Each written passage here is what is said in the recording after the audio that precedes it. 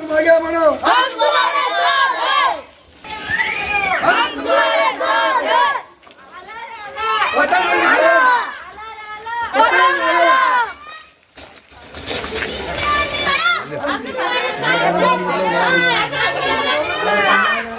इतना जलील तुम आगे बढ़ो, हम तुम्हारे साथ हैं। इतना जलील तुम आगे बढ़ो, हम तुम्हारे साथ हैं। इतना जलील तुम आगे बढ़ो, हम तुम्हारे साथ हैं।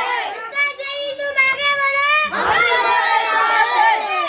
स्टिकर लावा, हम तुम्हारे साथ हैं। आगे तुम आगे बढ़ो, हम तुम्हारे साथ हैं।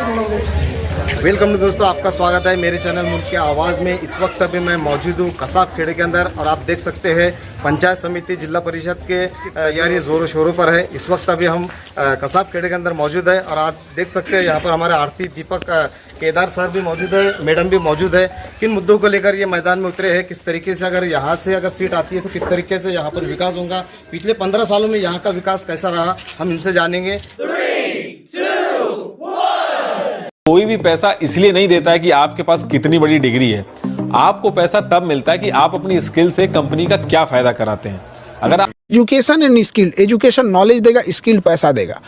नॉलेजेबल इंसान अगर पैसा नहीं कमा पाता है ना, सबसे तकलीफमय जिंदगी उसी की होती है। इक्विनिक्स लर्निंग हमेशा सीखने और आगे बढ़ने के लिए नए अवसर प्रदान करता है। साथ ही बिना किसी अतिरिक्त चार्जेस नौकरी पाने में भी मदद करता है।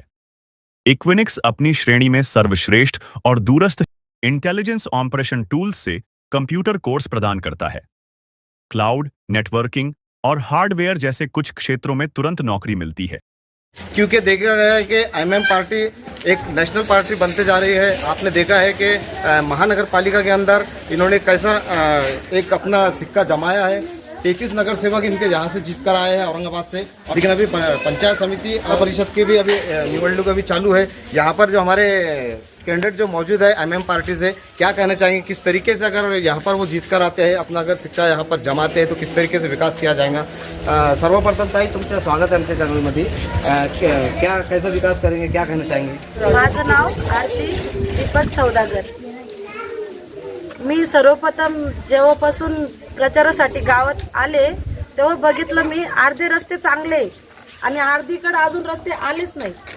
काही फुटलेले, काही पण असं व्यवस्थित नाहीये आणि नाल्या पण चांगल्या नाहीये। काही ठिकाणी नाल्या आहे झाकलेल्या पण आहे, काही ठिकाणी नाल्या पूर्ण उघड्या आहे।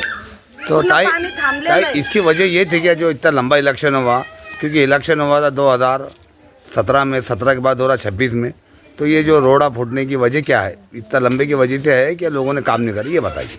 यही हो सकती है ना, फिर लोगों ने काम नहीं किया होगा, इसलिए तो ये हालत है।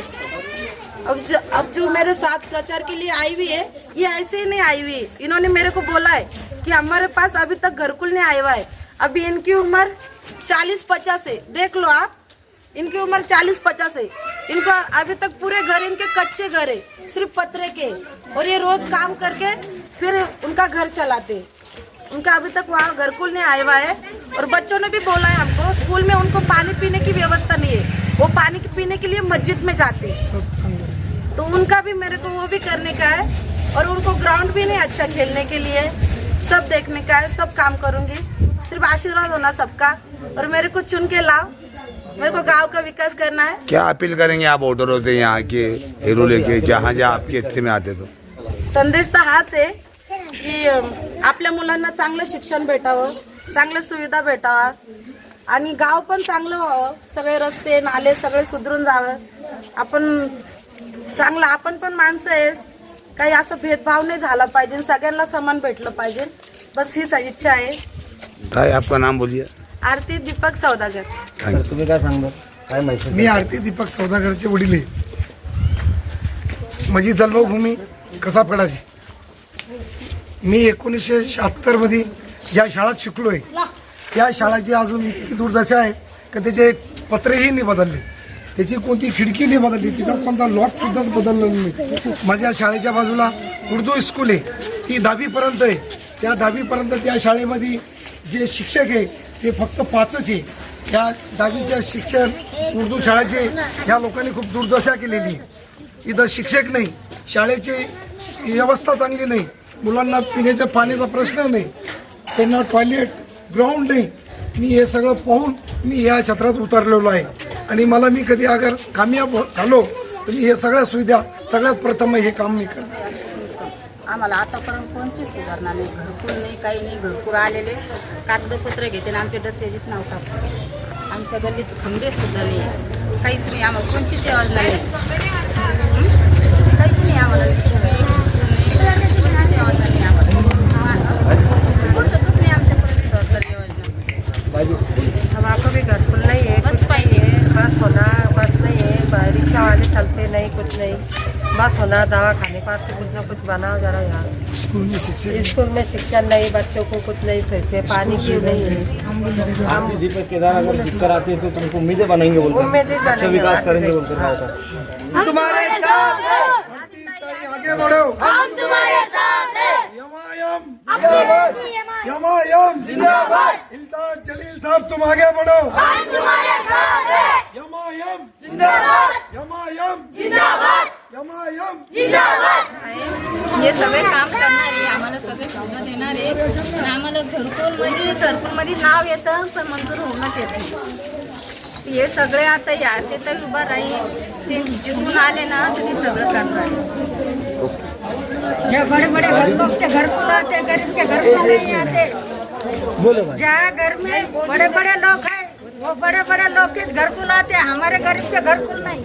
मैं बम्बई की रहने वाली है, 35-40 साल हो गए घरकुल कर रही था, अभी तक घरकुल नहीं आया मुझे.